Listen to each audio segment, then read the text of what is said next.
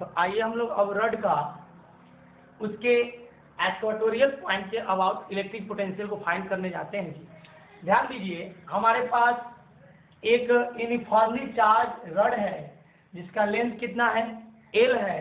ध्यान देने वाली बात है कि इक्वेटोरियल पॉइंट मतलब ठीक इसके बीचों बीच यहाँ पर एक पॉइंट आर डिस्टेंस पर लिया। अगर एक छोटा सा यहाँ पर एलिमेंट्री चार्ज डी क्यू लिया जिसका लेंथ कितना है, डी एक्स है, तो अब एक बात बताएंगे कि यदि हम डी क्यू को फाइंड कर लें तो डी क्यू के कारण इस पॉइंट पर इलेक्ट्रिक पोटेंशियल हम लोग प्राप्त कर सकते हैं। और आपको तो पता है कि एक पॉइंट चार्ज के कारण इलेक्ट्रिक पोटेंशियल का जो फॉर्मूला होता है वो कितना होता है, आपको पता है, के क्यू बाई आर होता है, के क्यू बाई आर होता है। अब आइए यहाँ पर समझते हैं, इसके यूज करते हैं हम लोग। कैसे इसको यूज करेंगे, देखिए मान लीजिए पी पॉइंट पर, तो सबसे पहले डी क्यू का मान निकालें। तो अगर फिगर ड्रॉ करने के बाद हम लोग, बोर्ड छोटा है ना भाई, तो बोर्ड छोटा है तो सिचुएशन को समझेंगे, कैसे चीज़ों को एक्सप्लेन करेंगे। तो सबसे पहले फिगर ड्रॉ करेंगे। फिगर ड्रॉ करने के बाद अब देखेंगे कि एल लेंथ का रड है तो इस पर चार्ज कितना है, क्यू है। तो डी एक्स यदि लेंथ हो जाए तो चार्ज कितना हो जाएगा, Q by L into D x, और ये किसके बराबर हो गया, डी क्यू के बराबर। ऐसा चीज़ हम लोग बहुत बार कर चुके हैं, तो अब आपको भी एक एक नियम आकर के अपने दिमाग में इस चीज़ों को सेट कर देना है। अब हम लोग डी क्यू का मान प्राप्त कर लिए, Q by L into D x. किसी को कोई दिक्कत नहीं, दिक्कत। चलो अब ध्यान दो कि अब इस डी क्यू के कारण इस पॉइंट पर पोटेंशियल कितना होगा। तो डी क्यू चार्ज है तो पोटेंशियल डीवी होगा, और क्या होता है फार्मूला, तो पॉइंट चार्ज के लिए होता है के क्यू बाई आर।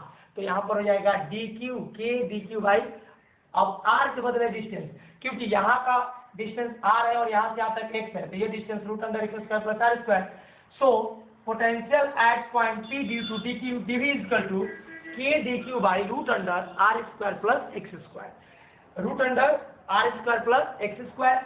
अब total potential at point C की बात करें तो क्या करेंगे, डीवी को इंटीग्रेट करके लिमिट लगा देंगे, सॉल्व कर देंगे, तो पूरे रड का इक्वेटोरियल पॉइंट के अबाउट हमारा इलेक्ट्रिक पोटेंशियल मिल जाएगा।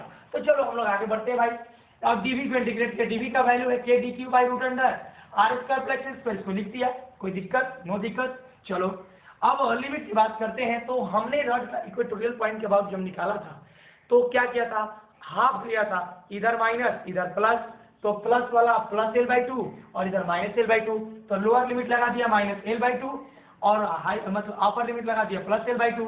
अब थोड़ा सा सोचो कि यहाँ पे सॉरी डी क्यू रखना है, सॉरी डी क्यू, क्योंकि यहाँ डी क्यू है तो डी क्यू हो जाएगा।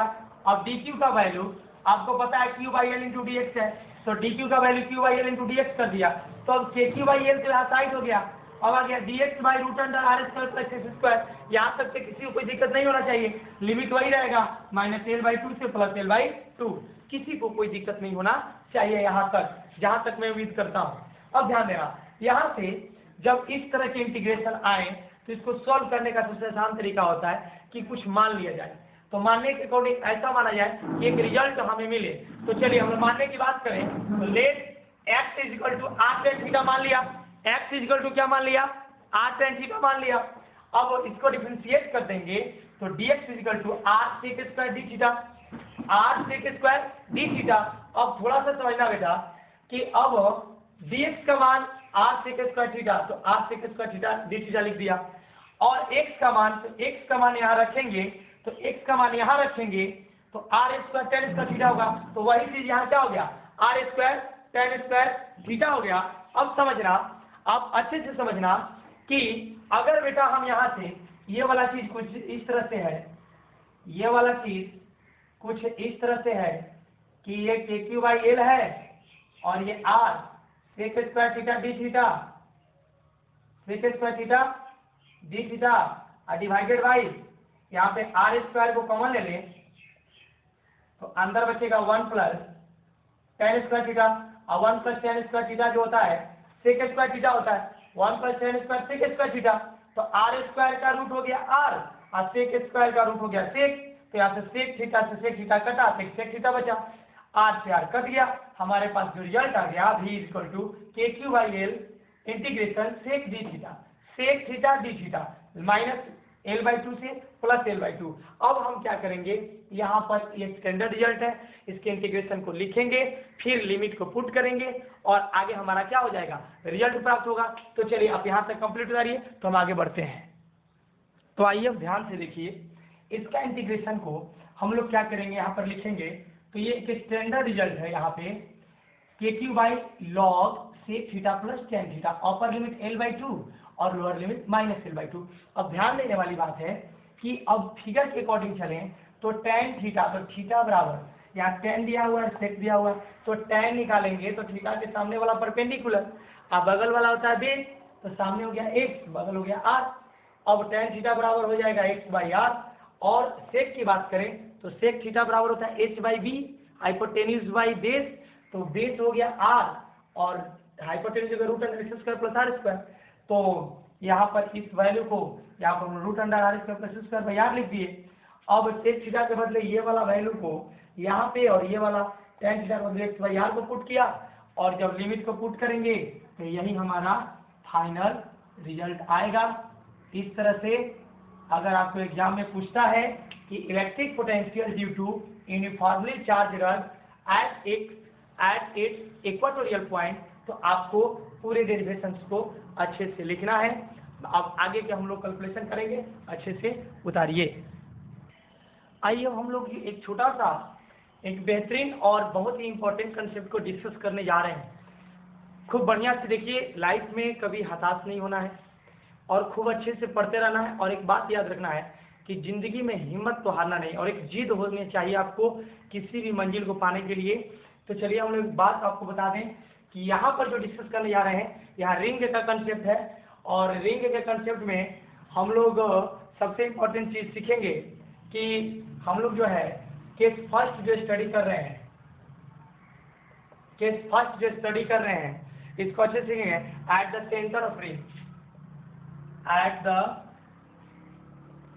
center of the ring, at the center of the ring, centre के ring, at the center of the ring में ध्यान से सुनिएगा कि उसके सेंटर पर पोटेंशियल हम लोग फाइंड करने जा रहे हैं। तो सबसे पहला पार्ट क्या है, हम लोग के पास हेडलाइन क्या है, electric potential due to uniformly charge ring, यानी एक यूनिफॉर्मली चार्ज रिंग है। ये जो रिंग है वो पूरी तरह से यूनिफॉर्मली चार्ज है, और इस पर हम लोग पोटेंशियल निकालने जा रहे हैं। कहाँ पे, सेंटर पे। उसके सेंटर पे पोटेंशियल क्या होगा।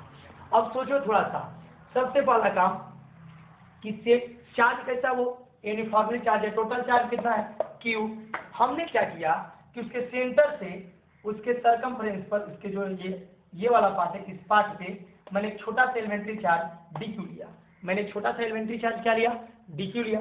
अब इस DQ के कारण पॉइंट C पर पोटेंशियल क्या होगा, तो पॉइंट चार्ज के कारण पोटेंशियल होता है KQ/R। तो यहाँ डिस्टेंस बड़ा R है, चार्ज KQ, तो Q के बदले DQ है, तो यहाँ पर स्मॉल जो पोटेंशियल होगा DV is equal to KdQ/R। Clear हुआ। अब टोटल पोटेंशियल की बात करें तो जब भी टोटल निकालते हैं तो इंटीग्रेट करते हैं, तो इंटीग्रेट किए DV तो हो जाएगा KdQ, DV का वैल्यू है कितना, KdQ/R, तो जाएगा KdQ/R।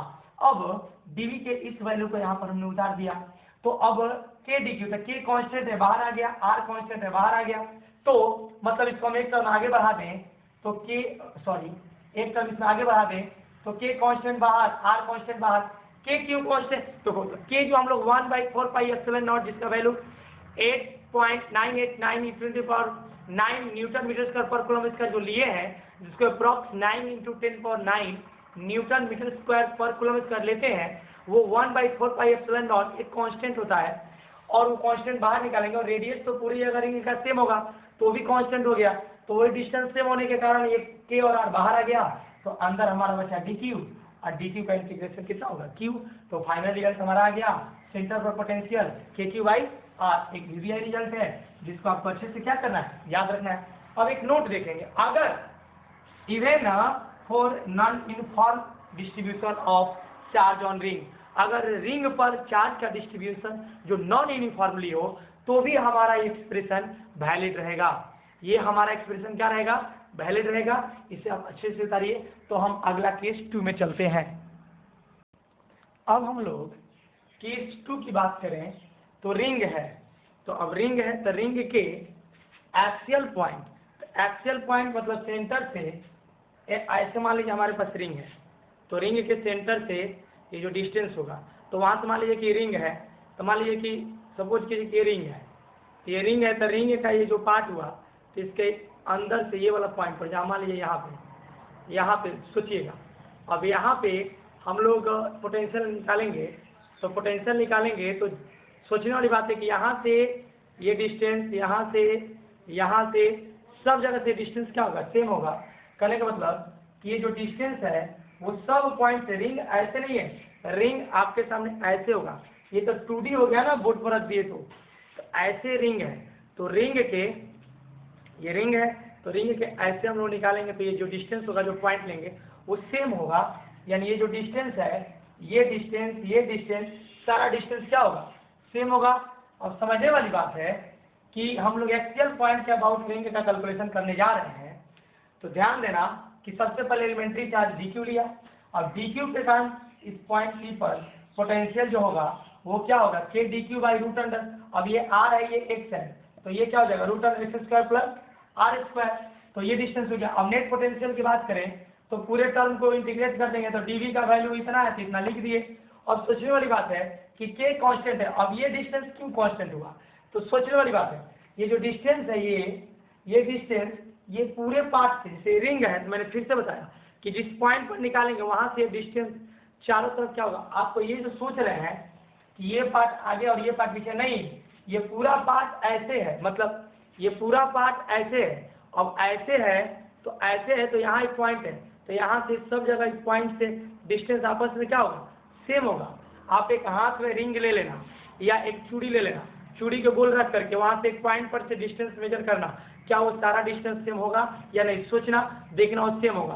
तो सभी जगह डिस्टेंस सेम होने के कारण कांस्टेंट होकर बाहर आ गया, तो कांस्टेंट होकर बाहर आ गया तो समझना अच्छे से, कांस्टेंट होकर बाहर आ गया तो अच्छे से बाबू समझना कि ये जो पार्ट है बाहर निकल गया था dq का इंटीग्रेशन कितना आ गया, dq का इंटीग्रेशन आ गया q, तो फाइनल रिजल्ट आ गया v बराबर kq by root under x square plus r square.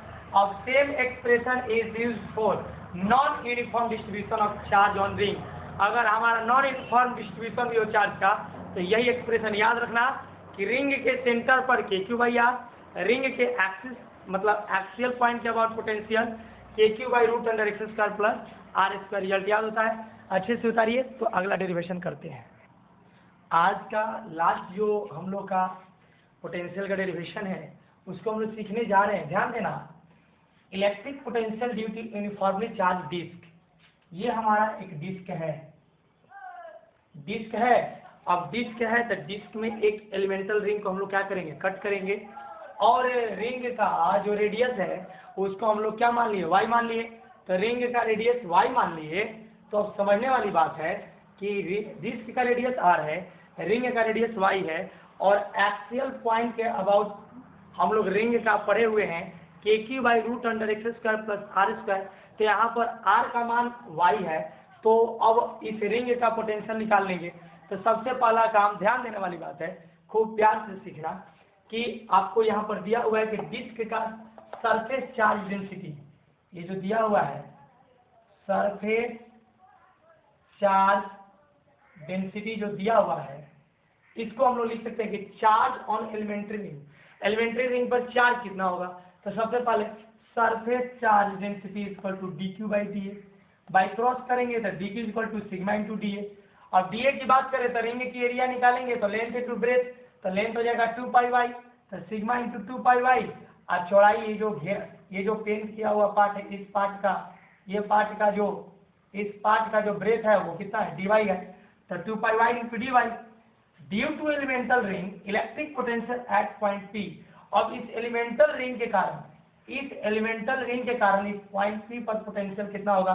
तो प्रीवियस कैलकुलेशन आप पढ़े थे कि kq by root under x square plus r square, तो वहाँ रेडियस r था, यहाँ रिंग का रेडियस y है, तो हो जाएगा कि अब चार्ज कितना है, तो चार्ज यहाँ पर है dq, तो k dq by root under x square plus y square, क्योंकि पूछेगा r क्यों नहीं हुआ, तो वहाँ r था और यहाँ रेडियस क्या है y है।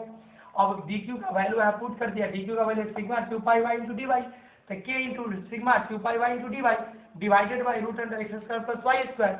अब नेट इलेक्ट्रिक पोटेंशियल निकालना है, तो नेट इलेक्ट्रिक पोटेंशियल निकालना है तो इस सेंटर से रेडियस तक इंटीग्रेट कर देंगे, तो हमारा 0 से r तक कर देंगे रिंग को निकाल करके, तो हमारा पूरा डिस्क निकाल आ जाएगा।